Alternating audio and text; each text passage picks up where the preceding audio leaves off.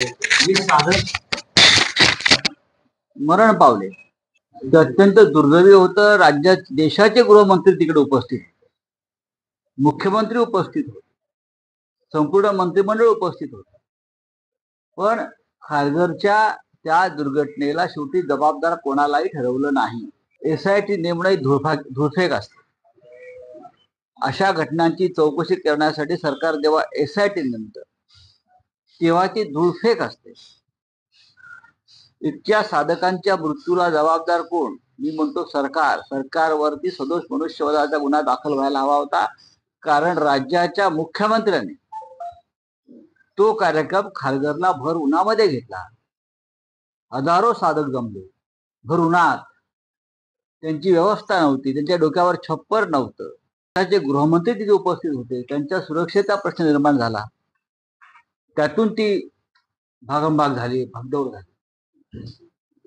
त्या वेळेला काल हाथरस मधल्या घटनेनंतर योगी आदित्यनाथ यांनी तिथे गुन्हे दाखल केले. गुन्हे दाखल करत असताना जो मुख्य भोला बाबा आहे, ज्याच्यामुळे घडलं त्याच्यावरती गुन्हा दाखल झाला नाही, कारण त्याला राजकीय संरक्षण. 80,000 लोकांना परवानगी होती आणि 2.5 लाख लोक कसे जमले? महाराष्ट्रामध्ये अंधश्रद्धा निर्मूलन कायदा आहे.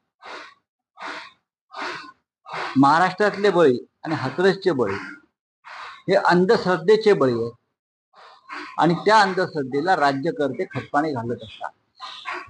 या बुवा आणि महाराजांना राज्यकर्ते आणि राजकारणी प्रतिष्ठा देतात, आणि त्याच्यामुळे या अशा प्रकारच्या दुर्घटना होतात. मोठ्या प्रमाणात देशात सुरू आहे. आणि या देशाचा पंतप्रधानच सगळ्यात मोठा बुवा आहे ना. हिंदूगिरी वहां से शुरू होती है. आप देश के प्रधान, तुम्ही देशाचे प्रधानमंत्री, देशाच्या पंतप्रधानासारखं वागा ना. तुम्ही गुहेत जाऊन तपस्या करून स्वतःला बाबा महाराज म्हणून घ्याल, तुम्ही स्वतःला देवाचा अवतार म्हणून घ्याल.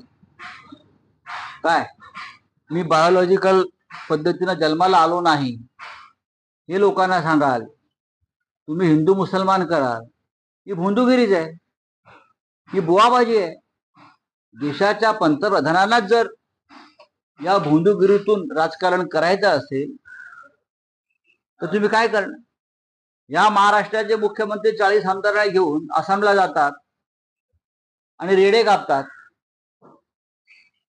हे रेकॉर्ड वरती आहे. आणि रेडे कापतात कामाख्या देवीच्या मंदिरात. ह्यांच्यावरती कोण कारवाई करणार? हा कायद्याने ह्यांच्यावरती का कारवाई होत नाही? जिथे जिथे अंधश्रद्धा आहे, जिथे जिथे बुवाबाजी आहे, तिथे आमचे राज्यकर्ते जातात, राजकारणी जातात. मग प्रधानमंत्री असतील किंवा मुख्यमंत्री असतील, कारवाई ह्यांच्यावर व्हायला हवी. लोक बिचारे हतबल आहेत.